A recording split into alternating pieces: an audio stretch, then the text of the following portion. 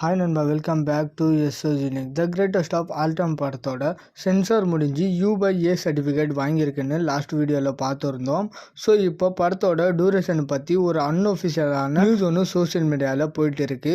அதாவது படத்தோட duration 2 hours 55 minutesன்ற மாதிரி சொல்கிறாங்க. ஸோ கிட்டத்தட்ட 3 hours. அண்ட் ரீசன்ட் டைம்ஸில் ஒரு படம் 3 hours இருக்குனாலே ஆடியன்ஸ் எல்லாம் அலர ஆரம்பிச்சிடுறாங்க.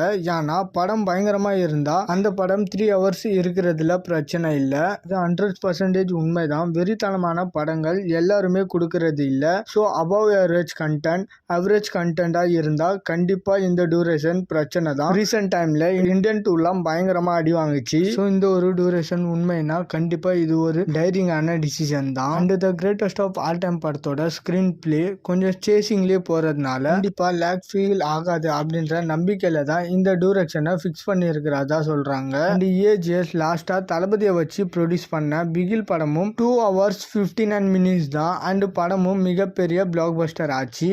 தென் ஒரு சூப்பரான விஷயம் என்னன்னா படத்தோட எண்டில் ப்ளூ போஸ் 3 நிமிஷத்துக்கு இருக்கான். ஸோ ஃபேன்ஸுக்கு இது வேற லெவல் ட்ரீட்டாக இருக்கும். ஏன்னா ஷூட்டிங் பார்ட்ஸில் தளபதி எப்படி இருக்காருன்றத பார்க்கலாம். அதுவும் வெங்கட் பிரபு அவர்களோட டீம்ன்றதுனால பயங்கர ஃபன்னாக இருந்திருக்கும். படத்தோட கிளைமேக்ஸ் முடிஞ்சதுக்கு அப்புறமும் ஹாப்பியான எண்டிங் இருக்கும். ஓகே நண்பா, 2 hours 55 minutes டூரேஷன்றதை நீங்கள் எப்படி பார்க்குறீங்கன்னு கமெண்ட்டில் சொல்லுங்கள். அண்ட் இந்த மாதிரி தளபதி பற்றின அப்டேட் தெரிஞ்சுக்க மறக்காம எஸ்எஸ் யூனிக் சேனலை சப்ஸ்கிரைப் பண்ணி சப்போர்ட் பண்ணுங்கள்.